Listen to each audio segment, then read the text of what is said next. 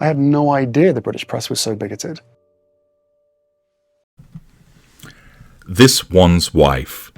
She causes human rights abuses, drought, and murder. Hello, I'm H.G. Tudor. This one's wife produces a facade to the world. This facade suggests that she's a wonderful mother, that she's a loving wife, that she's a kind and empathic person, that she is talented, that she is a fashion icon, that she also engages in something called fashion diplomacy. This facade is generated by a narcissist as a means of controlling people, causing them to react in a particular way, in order to draw fuel from them, and to keep the dark side of the narcissist hidden from them. This one's wife, like a typical mid-range narcissist, has operated a facade repeatedly. There are instances where we see a crack in it. There are instances where we have seen it fracture. But for the most part, her narcissism continues to cause her to utilise this facade as part of the prime aims in order to gain other aspects of the prime aims. One way of regarding this facade is to see it like a force field. It's there to deflect criticism. You suggest that this one's wife is not a decent person. The facade says, well, actually she is. Look at how she has her picture taken with small children. Look how she is caring by giving speeches about female empowerment. Where you try to suggest that there's something untoward about her behaviour, her narcissism simply points to the facade and says, you were wrong. You're just a nasty person. Look at all of these nice and pleasant things that she does. However, because, as you know, that she is a narcissist, the image that is projected is simply a facade.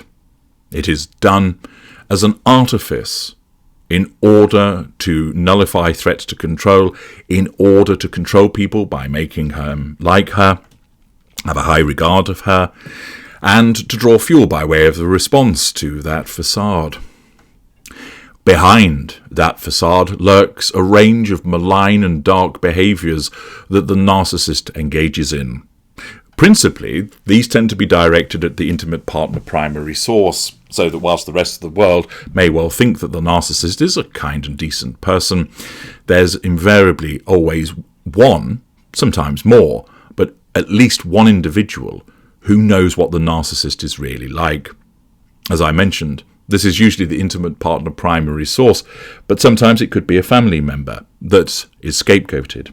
In some instances, it might well be a friend who knows enough about the narcissist that they end up being smeared and mistreated because the narcissist wants to paint them as the problem to ensure that nobody believes what they have to say about the narcissist in order to preserve that facade. With this one's wife, the facade that she functions hides a dark, dark side, as according to the male, she is behind and causes human rights abuses, drought, and murder. How is this so? Well, the fact is that it relates to rampant avocado production, and this rampant avocado production in the third world has been linked with water shortages, human rights abuses, illegal deforestation, ecosystem destruction, and general environmental devastation. And as I shall explain to you in due course, this is all the fault of this one's wife. Avocados have proven so lucrative in Mexico that it's been dubbed green gold and is even filling the coffers of brutal drug cartels. Thus, this one's wife, for all of her suggestions of protecting children, dealing with online bullying, female empowerment, she is contributing to filling the coffers of brutal drug cartels, as per the Daily Mail. The fact is Grown in Mexico for 9,000 years, the avocado has come a long way since the 16th century, when Spanish conquistadors disparagingly called it aguacate, after Ayucatl, Aztec, for testicle. Between 2000 and 2015, avocado consumption in the United States tripled.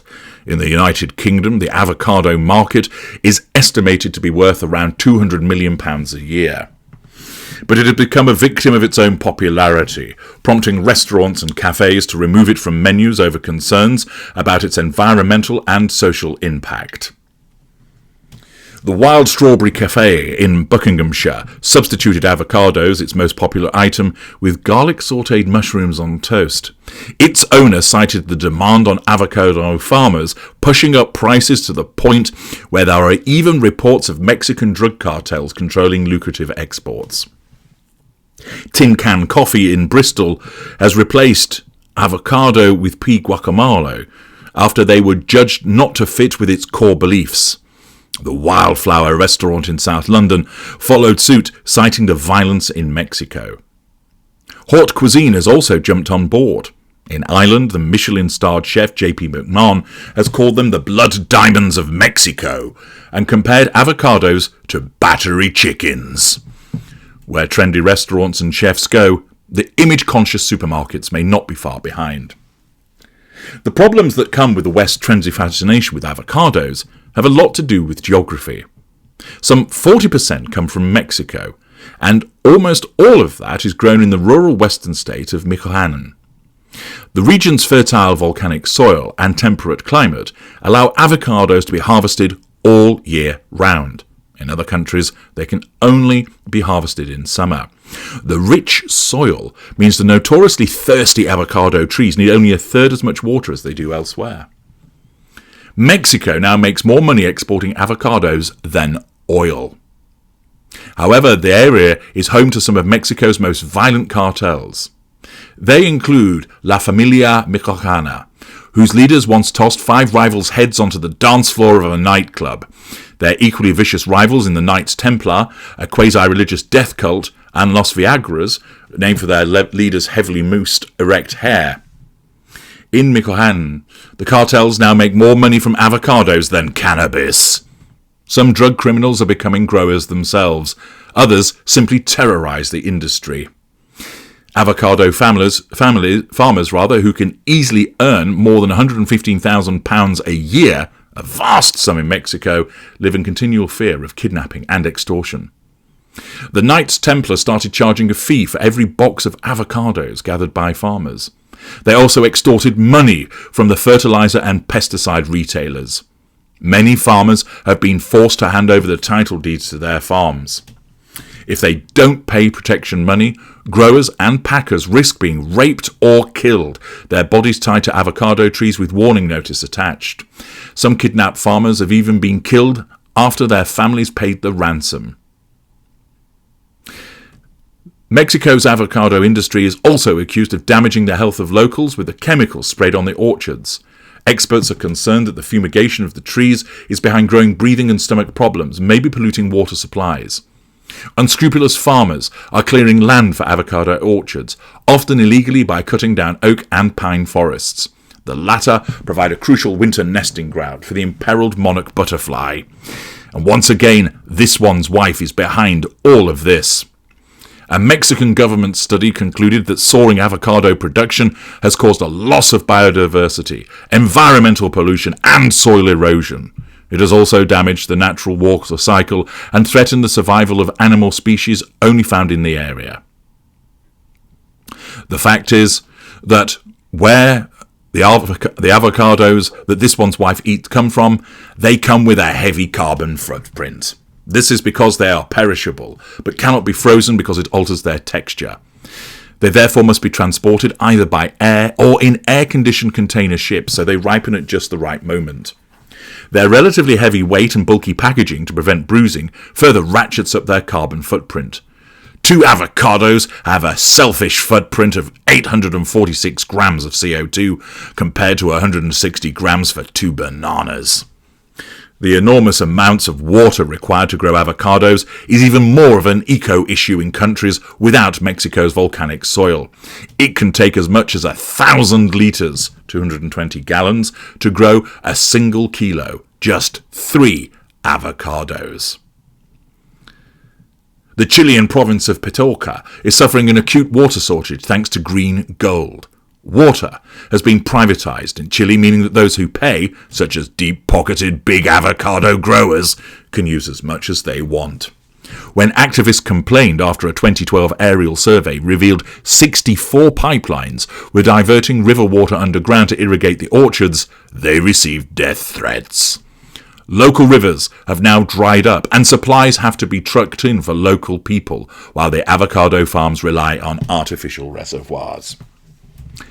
Deforestation, water shortages, huge carbon footprint, lack of diversity, biodiversity, environmental pollution, soil erosion, killings, extortion, kidnappings, and it's all this one's wife's fault.